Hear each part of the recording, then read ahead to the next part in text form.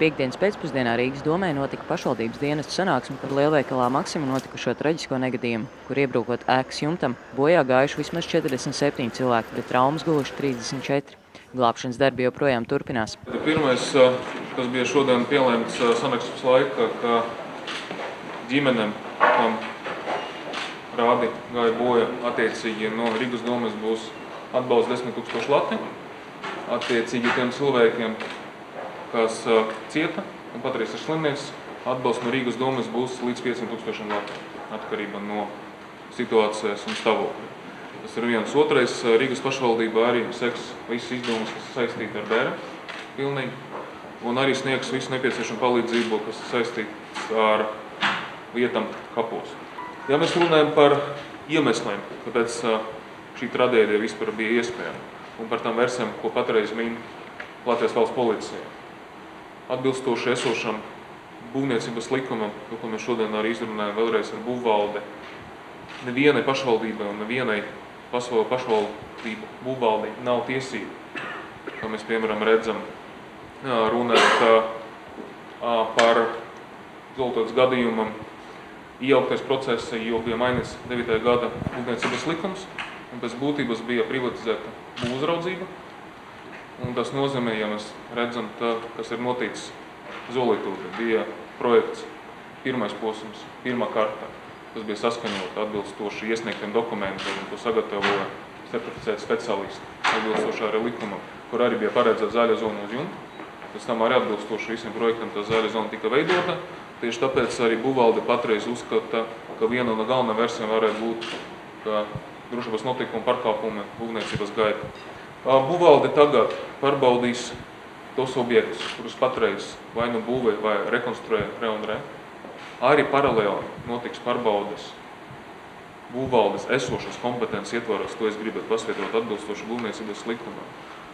Visas Maksimas veikalos, tāpēc, ka to, ko mēs patreiz zinām, runāt par uz dotu brīdi neoficiālu informāciju, ka bija acīm redzam problēmas ar šī veikala funkcionēšanu, visi tie stasti par signalizācijas trauksmēm un vispārējiem, kāda veida notika evakuācija, līdz ar to būvvalde pārbaudīs šo. Un arī tālāk, trešā prioritāte, par ko ir tika minēts MK sēde, sabiedriskas nozīmes objekti arī tiks pārbaudīti, bet šeit es arī gribētu pasvietrot, ka tos objektus pārbaudīt, kas jau ir nodota eksploatācija, būvvaldes kompetence ir ļoti liela mērā ierobežota. Bet to viņi darīs tālāk. Mēs saņemam informāciju par šo notikumu. Pašvaldības policija, protams, uzreiz iesaistīja vairāk struktūru vienības. Mēs esam izvietojušies pa perimetru, nodrošinot atbilstoši noteiktiem rīcības modelim šo sadarbību un informācijas aprīti starp valsts policiju, valsts ugunsdzēsības un glābšanas dienestu, tā skaitā arī militāra policija, kuri gandrīz vai no paša sākuma iesaisties tādā darbā. Bet galvenais un, manuprāt, primāri, ka mums izdevās nodrošināt šo ļoti labu informācijas aprīti par visām iespējamām vajadzībām, kas bija nepieciešams profesionāļiem, kas strādāja pašā Maksimā iekšā, glabjot cilvēkus. Un rezultātā ļoti operatīvi bija iesaistīta visa tehnika, ko piedāvāja Rīgas satiksme, pateicoties Rīgas domes vadībai. Ļoti ātri bija arī sagatavotas gan barjeras, gan arī bija nozāģēti koki, kuri traucēja glābšanas darbiem.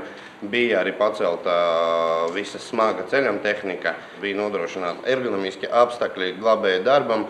Tad mēs nodrošinājām gan soliņus, gan arī toaletes, gan arī ēdināšanu un pagaidu telpas, respektīvi tās pats autobus.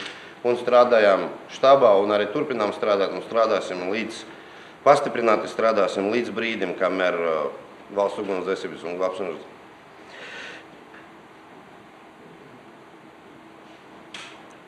glābšanas dienests nepateiks, ka vairāk nav cerība.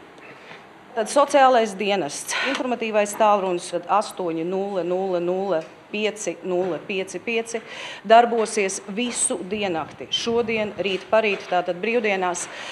Sociālais dienests, tieši tāpat sociālā dienesta cilvēki būs uz vietas brīvdienās, līdz ar to klātienē saņemt konsultācijas un palīdzību varēs arī uz vietas. Un loģiski mēs apzinām situāciju par to, kas notiek slimnīcās, jo slimnīcās, diemžēl, šis stāvoklis ir mainīgs, tātad ir cilvēki, kas ir ļoti smagi cietuši un prognozes ir dažādas. Tātad, teiksim tā, mēs ļoti operatīvi strādājam, informācija nepārtraukti mainās. Cerēsim, Cerēsim uz labāko un aicinājums līdz cilvēkiem. Lūdzu, ziņojiet par to, ja jūsu tūmā ir kādi nelaimē palikuši cilvēki. Mēs esam ļoti pateicīgi par šo informāciju.